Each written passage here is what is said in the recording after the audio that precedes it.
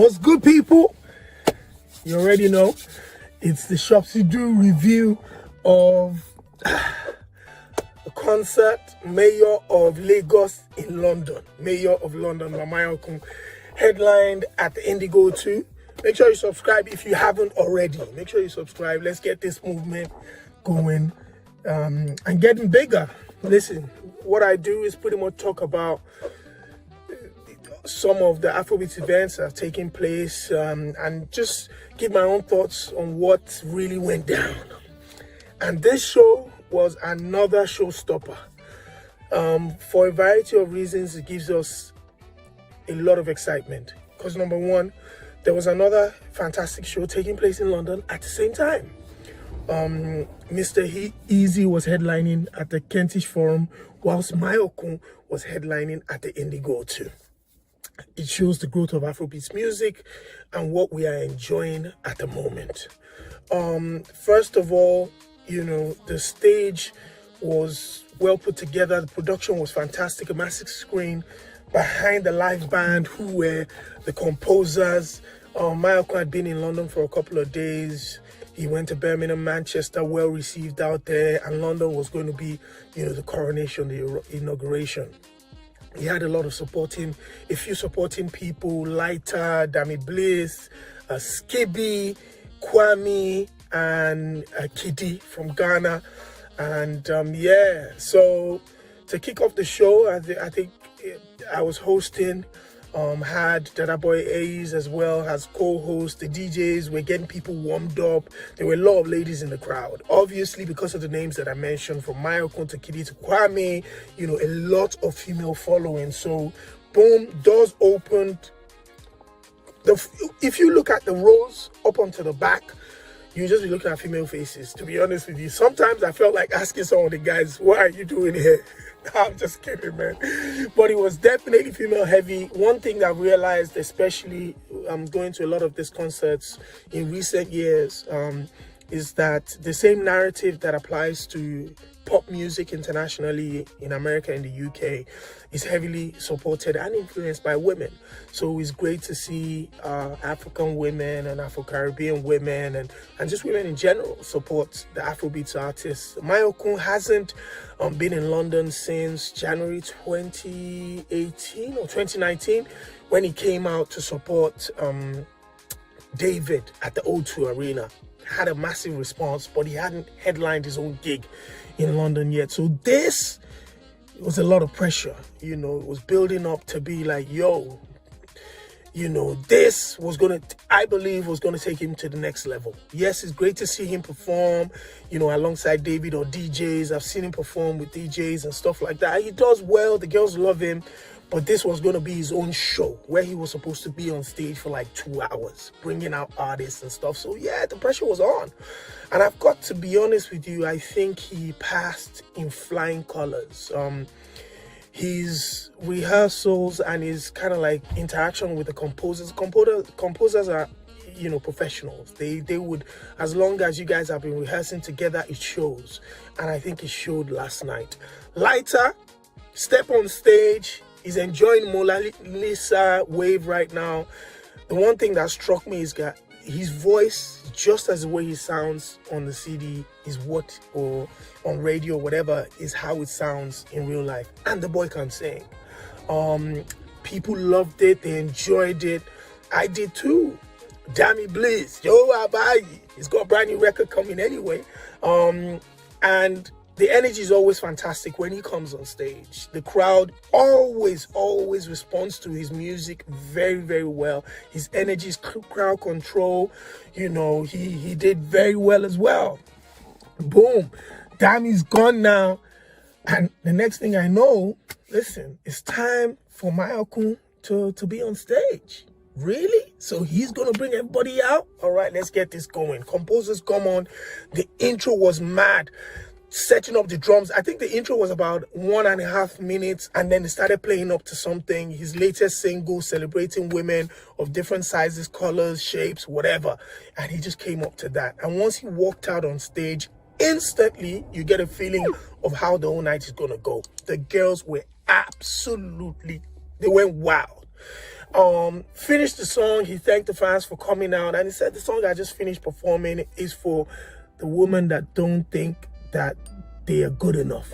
And I think that applies not only to women, but to a lot of people, a lot of us as human beings, there are vulnerabilities. So I think with that song, he touched that. And then he went into a record that I really, really love. You know, he talked about Fuji music. And I think for me, growing up in Nigeria and listening to Fuji and Juju, the authentic kind of like African sounds, to see someone like that, who is a pop star and has been doing cool music and stuff, really starts his performance in London with Fuji music. I think that was very brave. That was daring. That shows he believes in his talent and his music, his art, and he feels that his fans, you know, they will take anything that he gave them. And the performance was fantastic. No. Baba got there, January to December. You know, it felt like I was listening to Fuji back in the 90s, man. He killed that. Then he went into Eleko. Obviously, man, I don't even know how you could hear his voice because the fans were singing back to back, word for word. And his connection with not only the composers, but the talking drummer, they just kept on going back and forth. And it's really, again, rehearsal. It shows. Yes, you could be great with a CD and DJ. That's fantastic. If you know how to rock that, rock it well. But there's something about live instrumentation when it comes to African music that takes it to that next level and just gives it a little bit more energy, you know. So his live performance was amazing, and he just took it. He kept every single song, kept on taking it to the next level. Boom. From there, he starts to invite his guests on stage. Number one up first was, I think, Skiibii. They had the song together. All the Ghanaian girls went crazy. Everybody singing word for word. From there, Skiibii went, joined him on stage, and then did Adia Pena. That one went crazy as well. And then he brought out Kwame Eugene. Boom. The same thing, did about 2 songs with him on stage. You know, when I was looking at that, I saw new generation Ghana and Nigeria, young talents, really bringing their powers together, bringing their talents and their fan bases together, entertaining the fans. Fantastic young performers who know how to sing and control the crowd.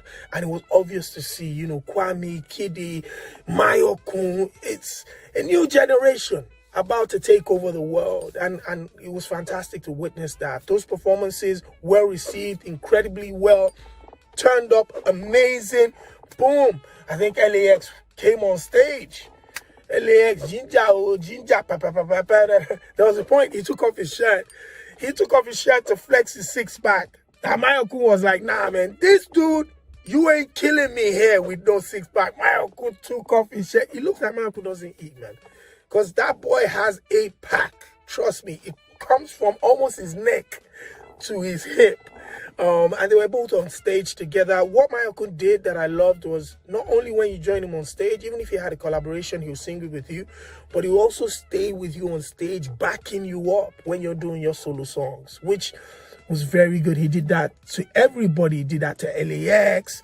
And then, you know, he had one of the hottest track in the country in the UK at the moment.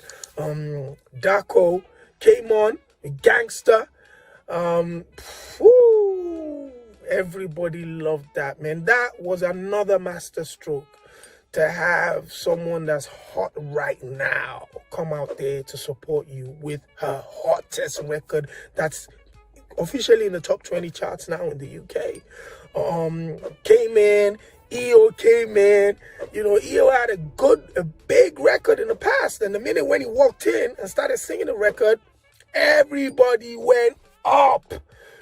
You know, but they've had a good friendship for at least 2 or 3 years, and we've seen that. Another person that really entertained people was Skiibii Mayana, Sensima, Why the Dollar, Benzima. He came out dressed in gold. He was shining colors, everything. The first thing he did when he came on, just because he was so excited, And the way the fans were receiving him, he threw his jacket, he threw his coat into the crowd, he gave it to the crowd. The girls loved that. He performed Sensima, he performed That's How Star Do. He rocked the crowd, hugged Mayorkun, boom, off. Next person, notes came on. Sit back, bumped, bumped, bumped, bumped. And the composers played to that. So he just came on, Mayorkun brought him on, sit back down. Did that easy, love to Mayorkun, hugged him, no stress, off. So now everybody is just coming on, killing the crowd with big records and just leaving. So the energy was like super fantastic already. Then Mayorkun was going on into his songs. He got to Bobo, and we had a monster backstage that just flew all the way from Dubai to London. King David himself, the head of the 30BG DMW boss, came to support the artist he found on Twitter in Mayorkun at his first headline show at the Indigo 2. And just walked out. The minute Davido walks on stage, you already know what's going to happen. I posted the video. The video's great. People went nuts. Nuts. Hugged each other. They hugged each other. Passion was there. Boom. Once he finished that one, obviously, blow my mind, blow my mind. And then he goes into his biggest record now, which is Risky, with the crowd singing back. The one lesson to learn from this relationship with David and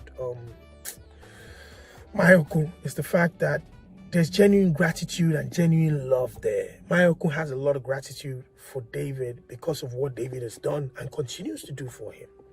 And David has a lot of love and pride in Mayorkun that, you know, he always supports him heavy. One person I missed was my brother Dremo. Dremo was also brought out to perform. Dremo looked like fire.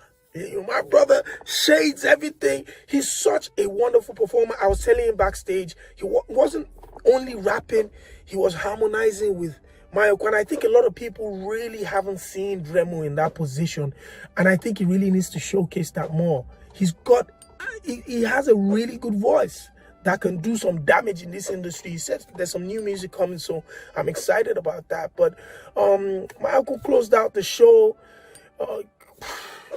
For me, if I'm looking at it to give it some points, I think for me, Mayorkun hit the right notes. The crowd responded perfectly. His energy on stage was fantastic. Crowd control was incredible. His balance with the live band was fantastic. His back-to-back with the talking drummer was huge as well. And for that one, I'm going to give Mayorkun a thumbs up for his headline show in London. Shout outs to Smade, Live Nation, and the entire Smade organization, you know, Michael Tubes, everybody. Another win for Afrobeats in London. What a fantastic way to close out 2019 before we head out to Ghana for Afro Nation. It's Shopsy Do reviewing this one again. So make sure you subscribe and keep it right here. Make sure you follow me as well. Very important. Peace out.